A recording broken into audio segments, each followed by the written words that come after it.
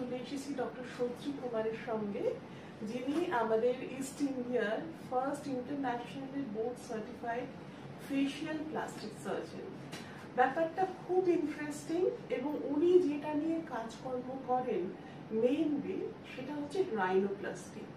যে ওয়ার্ডটা, যে টার্মটা মেডিকেলি আমাদের অনেকের কাছে হয়তো খুব নতুন।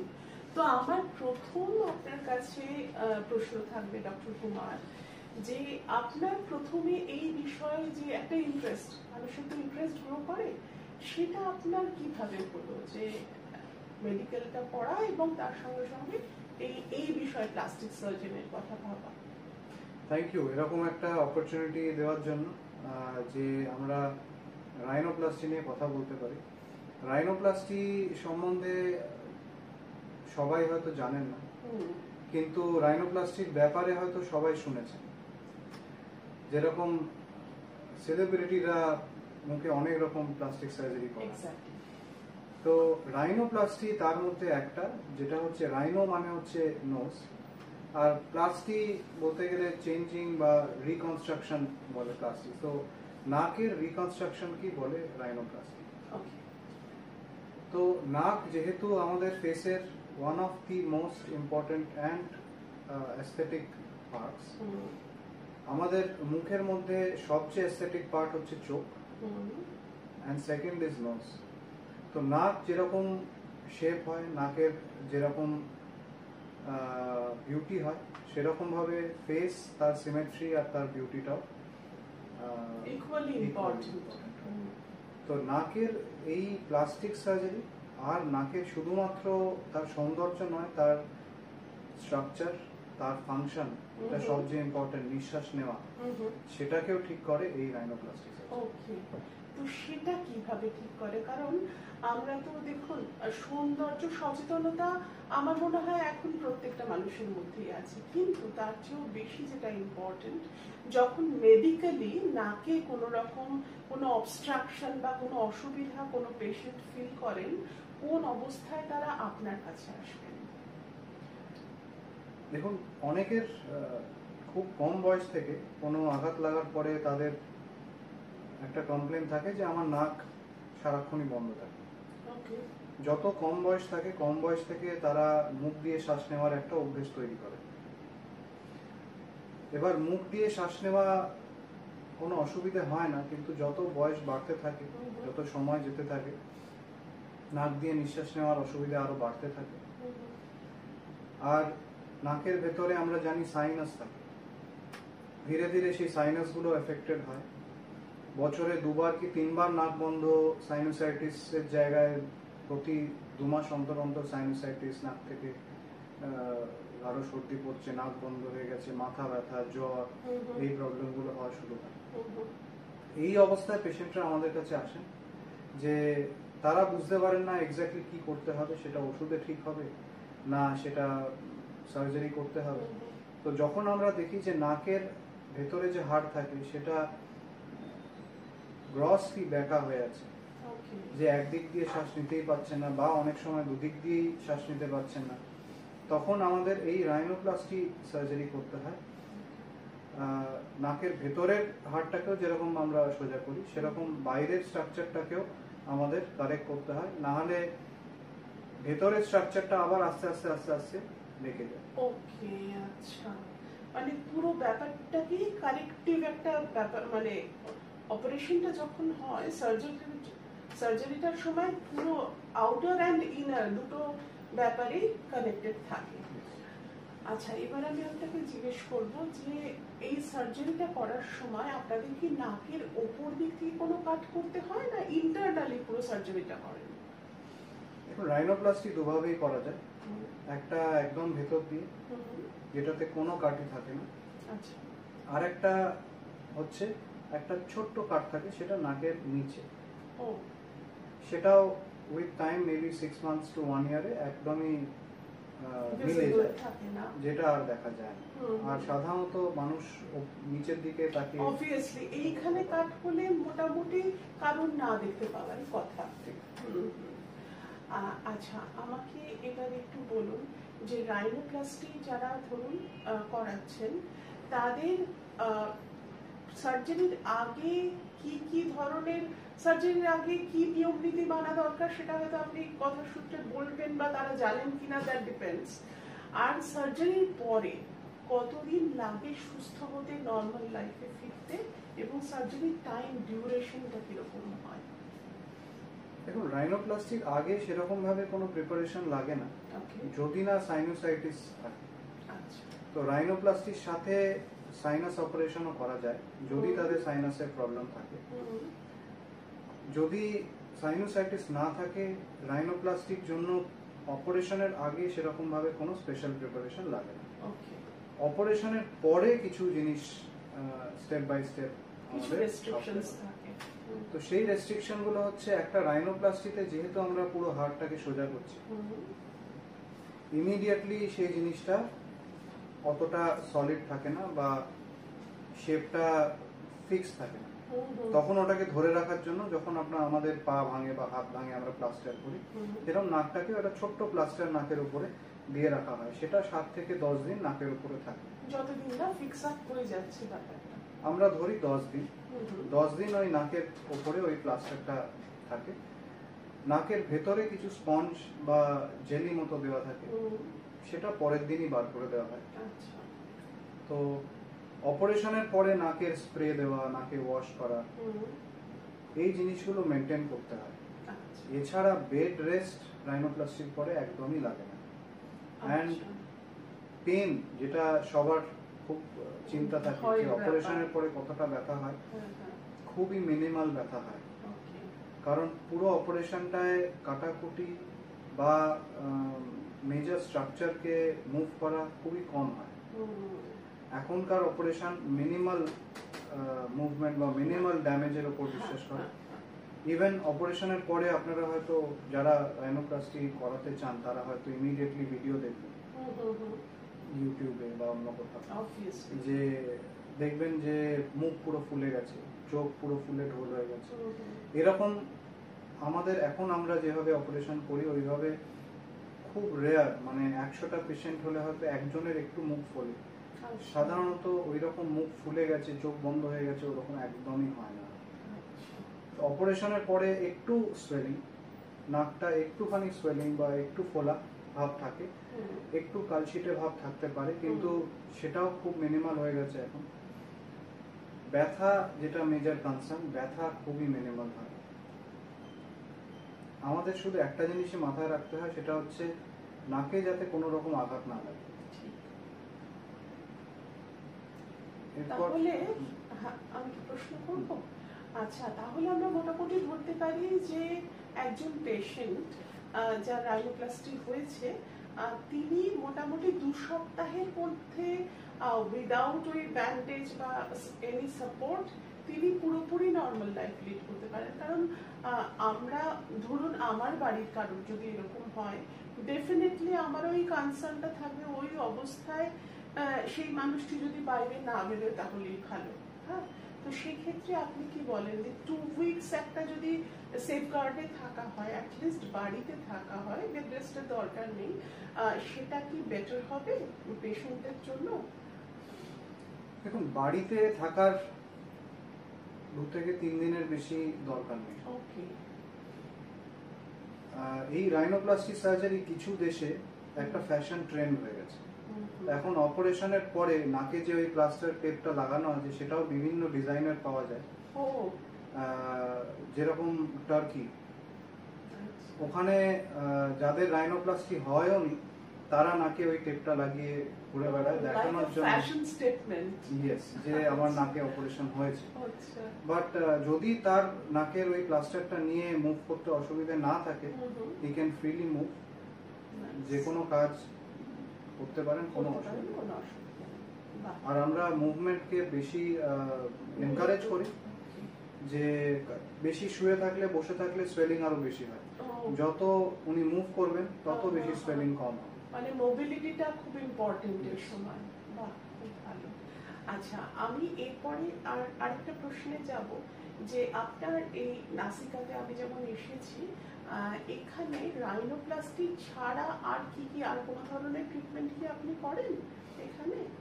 রাইনোপ্লাস্টি ট্রিটমেন্ট তো ডেফিনেটলি, এছাড়াও আমরা হেয়ার রিলেটেড ট্রিটমেন্টস করি, যেরকম হেয়ার ট্রান্সপ্লান্টস করছি। আচ্ছা, এছাড়া অ্যান্টি এজিং ট্রিটমেন্টস আমরা করি, ও non surgical anti aging treatments আচ্ছা, আমরা করি, ফেশিয়াল এনহ্যান্সমেন্ট সার্জারিজ আমরা করি, অ্যান্ড বেসিক মেডিফেশিয়ালস এটসেট্রা এগুলো তো করতেই হয়। আমি এই ব্যাপারে, যেহেতু আপনি ফেশিয়াল প্লাস্টিক সার্জন, দেখুন এখন শুধু সেলিব্রিটিরা নয়, সবাই সৌন্দর্য সচেতন, ইভেন আমার মতো বয়সী যারা যারা অ্যাবাউট মানে 60 প্রায় ছুটে যায় তারাও। তো সেখানে একটা ব্যাপার হয়, ইভেন আমি কম বয়সী ছেলে মেয়েদের মধ্যেও দেখেছি যেটা খুব কমন, যে পিম্পলস, অ্যাকনে, এগুলোর খুব প্রবলেম, এবং সেই স্কার গুলো হয়ে যায়। তারপরে পরবর্তী সময় আমাদের এই যে সেই ফ্রেকলস বা কোনো ডার্ক স্পট, এগুলো ট্রিটমেন্ট কি হয় আপনার এখানে? ডেফিনেটলি হয়। ওকে, তো দেখুন, নাসিকা ফেশিয়াল অ্যাস্থেটিক্স নিয়ে ডিল করে। এনি ফেশিয়াল অ্যাস্থেটিক প্রবলেমস নাসিকাতে উই ট্রিট। ডিপেন্ড করছে যে কতটা সিভিয়ারিটি বা কতটা প্রবলেম আছে। এবার ট্রিটমেন্ট মোডালিটিস ডিপেন্ড করছে যে পেশেন্ট টু পেশেন্ট, মানে এরকম কোনো ট্রিটমেন্ট নেই যে এটা ট্রিটমেন্ট এটাই না, সে তো ডেফিনেটলি নয়। আপনি একজন ডক্টর, আপনি তো পেশেন্টকে দেখে তারপরে তো ডিসাইড হবে তার মানে লাইন অফ ট্রিটমেন্ট কি হবে, ডেফিনেটলি।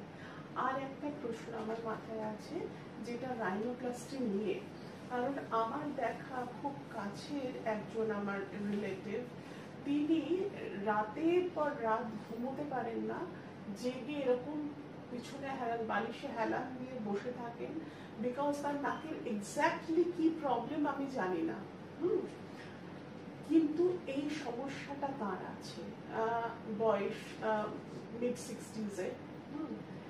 এইটা আমার, যেহেতু আপনি এই ব্যাপারে বিশেষজ্ঞ, আমার আপনাকে জিজ্ঞেস করার খুব আগ্রহ হচ্ছে যে এটা কি সাইনাস জনিত কোনো সমস্যা, বা এখানে কি আপনি সেই ব্যাপারে হেল্প করতে পারবেন?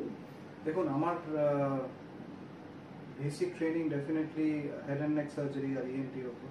তো স্নোরিং সম্বন্ধে আমরা ডেফিনেটলি আমরাই ট্রিট করি। স্নোরিং এর মেজর কারণ কিন্তু নাক থেকে হয় না, নাক কন্ট্রিবিউট করে। আমি একটু আপনাকে ডিস্টার্ব করছি, আর তার পুরো সমস্যাটাই কিন্তু নাক নিয়ে হতে পারে, নাক কন্ট্রিবিউট করে। ওকে, স্নোরিং এ বা রাতে নিঃশ্বাস নিতে না পারাটা, এটা নাক কন্ট্রিবিউট করে। কিন্তু নাক ডাকা বা দম আটকে যাওয়া এই প্রবলেমগুলো সাধারণত গলা থেকে এটা অরিজিনেট করে। তো ওনার পুরো এক্সামিনেশন করা দরকার, নাক প্লাস গলা দুটোরই এক্সামিন করা দরকার। আর স্লিপ স্টাডি বলে একটা জিনিস হয়, স্লিপ স্টাডি করা দরকার। এছাড়াও ওনার নেক সার্কামফারেন্স, ওয়েট, হাইট ইত্যাদি এই জিনিসগুলো আমাদের দেখতে হবে। তারপর এই পুরো জিনিসটা অ্যাজ আ হোল প্রতিটা জিনিসকে কারেক্ট করতে হবে। যদি দেখা যায় যে ওনার খুব ওভারওয়েট, বিএমআই খুব বেশি, নেক সার্কামফারেন্স খুব বেশি, ল্যাক অফ এক্সারসাইজ, স্মোকিং, এই জিনিসগুলো যদি থাকে, শুধু নাকের হাড় সোজা করা বা সাইনোসাইটিস কারেক্ট করলে স্নোরিং বা ঘুমের কষ্ট কিন্তু ঠিক হবে না। তো স্নোরিং শুধুমাত্র একটা সার্জারি করে কারেক্ট করা যায় না, ওটাকে আমাদের হোলিস্টিক্যালি পুরো জিনিসটাকে দেখতে হয় যে এক্স্যাক্টলি কি কি জিনিস ওনাকে কারেক্ট করতে হবে এটাকে ঠিক করার জন্য। সেই কমপ্লিট কারেকশনটা না হলে ব্যাপারটা পুরোপুরি সলভ হবে না। আচ্ছা স্যার, আপনার কাছে আমার আরেকটা প্রশ্ন আছে, যে রাইনোপ্লাস্টি কি সার্জারি ছাড়া সম্ভব, নাকি সার্জারি একমাত্র পথ রাইনোপ্লাস্টির জন্য? রাইনোপ্লাস্টি মানে হচ্ছে নাকের স্ট্রাকচারটাকে চেঞ্জ করা। এবার যারা আছেন যাদের শুধুমাত্র নাকের সৌন্দর্যটা ইমপ্রুভ করতে হবে, নাকের সাইজ একটু ইমপ্রুভ করতে হবে, যাদের খুব শার্প নাক নেই তারা একটু শার্প বা একটু হাইট চাইছে নাকে, মানে আমার মতো নাক যাদের, সেই মাইনর কারেকশন বা মাইনর এনহ্যান্সমেন্ট করবো, সেগুলো আমরা নন সার্জিক্যালি করতে পারি। সেটাকে ফিলার্স বলে। আচ্ছা বা নন সার্জিক্যাল রাইনোপ্লাস্টি, আর একটা নাম হচ্ছে লিকুইড রাইনোপ্লাস্টি। আচ্ছা ওখানে একটা মেটেরিয়াল পাওয়া যায়, হুম ওটা ইনজেকশনের মাধ্যমে নাকের ভেতরে দিয়ে দেওয়া হয়। হুম আহ, ওটা টেম্পোরারি হয়, ওটা কখনোই পার্মানেন্ট হয় না। আচ্ছা এবার সেটা ডিপেন্ড করছে কি মেটেরিয়াল দেওয়া হচ্ছে সেটার ওপর, ওটা 1 বছর 1.5 বছর মেবি 2 ইয়ার্সও থাকতে পারে। আচ্ছা তো এই যে নাকের ভেতর যে দিয়ে দেওয়া হলো যেটা, তো সেটা ধরুন কি আউটার পোর্শনে কারেকশনটা হয়ে যাবে? হ্যাঁ, ধরুন কারো নাকে একটা হাম্প আছে, মানে হাড়টা একটা জায়গায় বেড়ে আছে, এবার সেইটাকে ঢাকার জন্য তার নিচের পার্টটা উপরের পার্টটা যদি আমরা তুলতে চাই, ওই বোন আর স্কিনের মাঝখানে আমরা ওই মেটেরিয়ালটা যদি দিয়ে দিই, তখন নাকটা একদম স্ট্রেট বা প্লেন হবে। সেই ক্ষেত্রে নিঃশ্বাস নিতে কোনো না, এটা পুরোপুরি নাকের স্ট্রাকচারের ওপরে করা হয়, আচ্ছা নাকের ভেতরে কিছু করা হয়। ওকে ওকে, মানে আন্ডার দ্য স্কিন করা হয়, তাই তো? আচ্ছা ঠিক আছে। আপনি যেহেতু বললেন ফেশিয়াল, এখানে ফেশিয়াল আপনি প্লাস্টিক সার্জন, তো সেক্ষেত্রে বোটক্স একটা কিন্তু অনেক বড় ব্যাপার আজকের দিনে, এটা আমরা কেউ মানে অস্বীকার করতে পারি না। আমরা স্কিন মানে বয়সের সাথে সাথে স্কিন লুজ হয়, আমাদের স্যাক করে, নানা রকম সমস্যা হয়, এবং চোখের তলায় পাফনেস, রিঙ্কলস, এগুলো তো আমাদের প্রত্যেকের হয় এদের সঙ্গে সঙ্গে। সেক্ষেত্রে বোটক্স বা এই জাতীয় ট্রিটমেন্ট আপনি কিরকম দিয়ে থাকেন? একটা আমি কমপ্লিট ভিশন দিতে চাইছি দর্শকদের। দেখুন, বোটক্স শুনলে অনেকে বলে যে বোটক্স করছে বা বোটক্স করাচ্ছে। বোটক্সটা অ্যাকচুয়ালি কি? বোটক্স হচ্ছে বটুলিনাম টক্সিন। বটুলিনাম টক্সিন কোথায় কাজ করে সেটা খুব জানা দরকার। বোটক্স কি করে? বোটক্স বেসিক্যালি মাসেলকে কিছু দিনের জন্য প্যারালাইজ করে। আচ্ছা, তো আমরা কেন এই জিনিসটাকে ইউজ করি? এবার দেখুন, বয়সের সাথে সাথে যেরকম আমাদের ফেস কন্টিনিউয়াসলি এক্সপ্রেশন দিতে থাকে, আমরা ভুরু তুলতে থাকি বা কেউ কোঁচকাতে থাকি বা খুব স্মাইল করছি, আস্তে আস্তে যেটা হয় ওই মুভমেন্টের সাথে সাথে স্কিনের একটা দাগ পড়তে থাকে, যেগুলোকে আমরা রিঙ্কলস বা স্ট্যাটিক লাইন্স বলি। স্ট্যাটিক লাইন্স আর ডাইনামিক লাইন্স। ডাইনামিক লাইন হচ্ছে একটা মানুষ, সে ইমিডিয়েটলি হাসছে, কিছু লাইন্স পড়ছে, দিয়ে আবার চলে যাচ্ছে। স্ট্যাটিক লাইন্স হচ্ছে ওই বারবার ওই ভাঁজগুলো পড়ে পড়ে পড়ে পড়ে ওখানে এক্সপ্রেশন ছাড়াও একটা লাইন তৈরি হয়ে যাচ্ছে, পার্মানেন্ট লাইন একটা তৈরি হচ্ছে। So dynamic lines definitely Botox improve করে। আচ্ছা, এবার ডাইনামিক লাইন্স ইমপ্রুভ করলেই স্ট্যাটিক লাইন যে ফর্ম হবে বা ফরমেশনটাকে আমরা ডিলে করছি। ওকে, একটা জায়গায় যদি বারবার ভাঁজ পড়তে থাকে, ওখানে একটা স্ট্যাটিক লাইন তৈরি হয়। এবার যদি আমরা ওই জায়গাটা ভাঁজ পড়াটা বন্ধ করতে পারি, তাহলে ওই স্ট্যাটিক লাইনটা তৈরি হবে, যেটা এজিং এর সাথে সাথে ন্যাচারালি হয়, ওটা আমরা প্রিভেন্ট করতে পারি। তো ওটা ইনজেকশনের মাধ্যমে দেওয়া হয়। বোটক্স মাসেলের উপর কাজ করছে। তো যে মাসেলগুলো ওভার অ্যাক্টিভ হয়ে আছে, সেগুলোকে আমরা কিছুটা অ্যাক্টিভিটি কমিয়ে দিচ্ছি। আচ্ছা, তো সেই ক্ষেত্রে যে কপালে যে ভাঁজের মানে আসে আমাদের, মানে যারা একটু এরকম ভাবে কথা বলে, আর এটা খুব নর্মাল, তো সেক্ষেত্রে কপালেও ভাঁজে, সেটাও করা হয়, মানে নট অনলি দিস, মানে পুরো ফেসটাতেই করা হয়, তাই? পুরো ফেসেই করা হয়, লোয়ার ফেসে করা হয়, আপার ফেসে করা হয়। যাদের খুব ডাবল চিনের সমস্যা না, প্রমিনেন্টলি যাদের খুব একটা স্যাড লুকিং ফেস হয়ে আছে, যাদের অ্যাঙ্গেল অফ মাউথটা নিচের দিকে, যে মাসেলগুলো ওটাকে টেনে ধরে আছে, ওটাকে আমরা হালকা উইক করে দিলে ওই জিনিসটা রিলিজ হয়। আইব্রাও যাদের খুব নিচে আছে, যারা একটু আপলিফটেড আইব্রাও চাইছেন এরকম, সেটাও বোটক্স দিয়ে করা যায়। And it is quite safe and well researched একটা জিনিস, যেটা প্রচুর ট্রায়াল এর মধ্যে দিয়ে যায়। সো অ্যান্ড ডিপেন্ড করছে কি type of botulinum toxin, Botox actually একটা কোম্পানির নাম, আচ্ছা তো কি টাইপের বটিলিনাম টক্সিন ইউজ করা হচ্ছে। আচ্ছা সো খুব ভালো টাইপের বটিলিনাম টক্সিন যেটা সবচেয়ে বেস্ট, সেটা যদি ইউজ করা হয় এফেক্টস অনেক দিন থাকে and it is quite safe. বাহ, ভেরি গুড। যারা করাতে চান অবশ্যই যোগাযোগ করবেন, কারণ আমাদের কলকাতায় এরকম বিশেষজ্ঞ আর কেউ আছেন কিনা আমার খুব একটা জানা নেই, থাকতেই পারে, কিন্তু ডক্টর কুমারের সঙ্গে কথা বলে আমি খুব স্যাটিসফাইড, এবং ওনার যে ক্লিনিক সেটা খুব ওয়েল মেনটেন্ড। হাইজিনটা তো খুব ম্যাটার করে আমাদের, এই প্রত্যেকটা ব্যাপারে এই হাইজিন খুব ম্যাটার করে। স্পেশালি আমরা যেখান থেকে মেডিকেলের ব্যাপারগুলো করাই সেখানে হাইজিনটা ভীষণ রকম ম্যাটার করে, আর আমি এখানে দেখছি সেটা 100 কেন 200% মেনটেন করা হয়। তো ডক্টর কুমার, আপনাকে অসংখ্য ধন্যবাদ আপনার মূল্যবান সময় দেওয়ার জন্য। হয়তো ভবিষ্যতে আবার দেখা হবে। খুব ভালো থাকবেন, থ্যাংক ইউ সো মাচ। আর দর্শক বন্ধুরা, আপনারা অবশ্যই যাপন কথার সঙ্গে থাকুন, এরকমই ইন্টারেস্টিং সাবজেক্ট নিয়ে এবং আরো এরকম গুণী মানুষকে নিয়ে আবার আমি উপস্থিত হব।